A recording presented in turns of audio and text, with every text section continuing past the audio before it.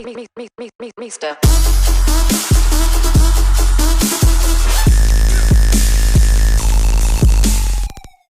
Hey everyone, Mr. MCA here.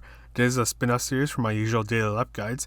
This is for the first round of the GR Supra GT Cup on Fuji International Speedway, so let's go ahead and get this started. Start your brake just after you pass the 200 meter mark. As you get closer to the apex, you can release the brake just a little to let your car turn more. Once you pass the apex, you can apply just a little throttle to let your car continue to turn, and then you can start to apply full throttle and make sure you get ready to control the car in case it wants to spin around a bit. Brake just after passing the 100 meter mark. You'll be braking hard for a moment, and when you start to turn, you can let go of the brake. This will cause the car to slide a little bit, but you want this so the car can actually make the turn. Just as you approach the apex, you can apply partial throttle to start to get some grip again, and once you're past it and you're pointing towards the right side of the track, you can start to fully accelerate. Release the throttle either before you pass the path on the right, or just as your car is on the verge of starting to slide.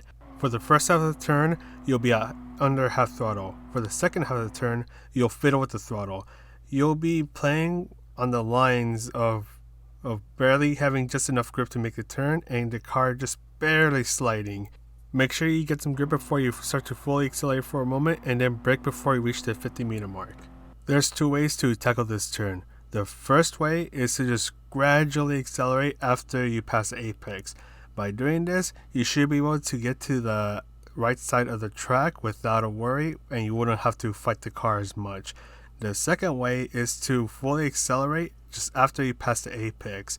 Of course, like the last method, you'll be going to the right side of the track, but you'll get a bit more power, but at the same time you might have to fight with the car for control.